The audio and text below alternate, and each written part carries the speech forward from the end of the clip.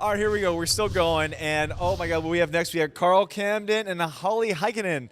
Carl, how you doing, buddy? I'm having a Good great to see time. you. Good to Good see seeing you. you Well, like again. to see you, Hollie. How Hi, are you Matt. doing? Good to see you. Good to see you. So, Carl, you are the co-founder of iPSE, the Association for Independent Workers. Hollie, the CEO of iWorker. You actually both are partners or on the iPSE side, right? Correct. iPSE is actually my client. He is actually your client. Yeah. Now, listen, I got a chance to see both your keynotes, and they were amazing. At the luncheon keynotes. It's been a long day. Lots of content, lots of thought leaders, lots of information to consume. Carl, what's your big takeaway from today? What can we pick up? So I leave with more hope that we're going to come up with solutions to make the world fair for America's independent workers, and they are going to have access to health care, and that there's a lot of great people here who care that they do. Well, I agree. I absolutely agree. Hollie, how about you? What's your big takeaway? My takeaway is that technology actually is probably the foundational element that's going to change the face of healthcare for Americas. You know, that's really well said. In fact, what we learned today is the connectivity, especially when telemedicine and blockchain is really at the core of all that, right? Infrastructure and connectivity. You know, you heard an interview earlier this morning with the ambassador of Kosovo. She talked about how during this, after everything went down in Kosovo, they rebuilt with a connectivity infrastructure that now they can service pretty much the 80–90% of the whole country via telemedicine. Why are we lagging so far behind here? And when we are actually infrastructure-wise, we're way ahead of everybody else. It's always easier to build from scratch than it is to convince boards and people that you should tear down the old to build the new. It's costly, it's uncertain, but you have no choice when your country's been bombed as much as Kosovo was, but to start from scratch. And she's done a great job. Our country, she represented a tremendous job that's been done in Kosovo to rebuild healthcare from scratch. That's what the U.S. would look like if we were doing it from scratch. So basically, necessity breeds invention. And with the lack of fundamental infrastructure, they went to virtual. That's fascinating. Now, you've got an interesting story. You told a little bit about it up there. You've come from some rough times, which brought you to where you're at now. Now you want to empower gig workers and 1099 workers with some layer of protection, some sort of benefits, and that's where you guys collectively are doing at iPSE, which is advocating for those workers. Tell us a little bit about what you're doing. Yeah, so iWorker Innovations is a national insurance brokerage and a platform as a service company. So I'm partnering up with companies that have the right tools and resources that can serve the independent workforce. So these are people that don't traditionally have access to a portable benefit structure. They don't have retirement planning and access. They don't have protection from discrimination or workplace safety, all these types of things. So we're actually doing a lot of things under a single entity. What can the average everyday person do to help move advocacy and education, move it along a little quicker? Because I mean that's really what we're talking about, education, adoption, right? What could people do to help that? Well, let us hear your voice, and I would say join iPSE, the National Association of Independent Workers. The website is iPSE-U.S. That's the number one thing they can do. Let us communicate with them and connect with them so we can hear what they have to say and then properly represent them federally and on state level. I love that, and you guys are definitely on the federal stage. And congratulations on the launch of the National Independent Workers Day. Right. No, I think that Hollie describes this group often as an invisible workforce. These are 30-some million people who are making their money this way. They're happy. They're contributing trillions to the U.S. GDP, and people don't see them. They don't hear them. And most importantly, the government doesn't help them. But we're going to fix that. You, on one of your speeches, or I think it was on the panel, you had mentioned something about how our workforce is growing, but the coverage is shrinking. Can you touch a little bit more on that? Because we're the only modern country where health benefits is not a de facto. It's not part of our right as a citizen. And you elaborate a little bit more. Can you touch on a little on that? Yeah, we decided coming out of the Great Depression that we should be providing benefits to workers. That was a good way to help the country grow, and it did. And then we moved on to decide that even in eras of wage and price controls, we could help workers by giving them insurance. But in the rest of the world, you get insurance no matter how much money you make, whether you work or don't work, because they believe that access to health care is a fundamental human right. And by the way, so do I. I don't think that you should have to put your family at risk because you work in a way that the government doesn't favor. And I I'd like to add to that, Matt. So what's important to me, though, is that we are a country founded on choice. And as you see and you speak to people all across the United States, choice has become a prominent word. And I think keeping the health care on the private market or in the private market is what we need to do as well. That's fascinating. So, on the privatization side, providing education and resources to self-insured employers and independent contractors. We use everydaycare.com, Home Advisor, Angie's List, but those workers are gig workers. And when you think about as much as the reason why they're gig workers is because they have other stuff going on, they have families, they need supplemental income, but they don't have the fundamental benefits that full-time workers do. How big is this market that we're talking about? The market is a third of the American workforce, and I think the easiest way to talk about this, 22 million Americans make 100% of their money this way, and they love it. Another 12 million people make a significant part of their money this way, and they hope to make all of their money this way. There are some independent workers who want nothing more than to have a job.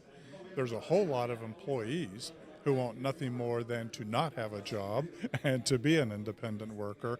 And the workforce is in the process of sorting itself out. But when it's done, the majority of American workers will be independent workers, and they're never going to want to go back to being an employee. As someone who has insurance, I have insurance, I pay for my insurance, and I look at some of the supplemental plans that are out there, and I think to myself, why am I paying for this full coverage when supplemental is really all I need? And employers look at that as a cost that needs to be bared on the employee. So those that can't afford, the supplemental is a lot of times more than sufficient. How are we going to get those programs out? Yeah, it's going to take a bit of change and really some policies. There's IRS tax codes that prohibit us from putting certain products into an association membership that would allow an instant access, underwritten and direct access constantly. We have to fix a few of those problems before they're going to happen. And then a big thing I've been working on is spending quite a bit of time with some of the larger insurance companies in the country. A lot of them realize that the times are changing, the way people are working is changing, and that some of these big companies that are so used to administering plans through the employer-employee relationship, they're going to lose some of their market share. So they're actually taking a look at this independent workforce. It's fascinating. I'm a technologist and an entrepreneur. I cover the World Economic Forum for CNBC, Equities, ABC, and some of the other networks from time to time. I'm here covering this event, but I've founded some technology companies and ad networks. And I look at the insurance industry almost the way I look at a dedicated hosting, like co-location. We have cloud-based computing today, which is that you just buy what you need and you don't need any more. It's very, very efficient. The insurance is still in a very brick-and-mortar infrastructure, and we don't necessarily need all that heavy brick-and-mortar infrastructure. A light program or pay-as-we-go program approach may actually plug the gap for that market. I think there's lots of insurance alternatives. The question will be to find the ones that fit the different work styles best. When you have a workforce that chooses to engage for 6 months on a project, but then they take 6 weeks off and then they come back and engage for 3 months, it doesn't fit a typical insurance model. It tends to raise the costs that are there. And so I think that the insurance industry that Hollie comes from has got innovation to do, as well as how we go about reducing the financial penalties that individual workers are paying to gain access to these benefits. That's actually really well said. So there's a market for supplemental. There's a market full brick and mortar. There are markets for each of these things. Where do you see the insurance market in the next 12 months?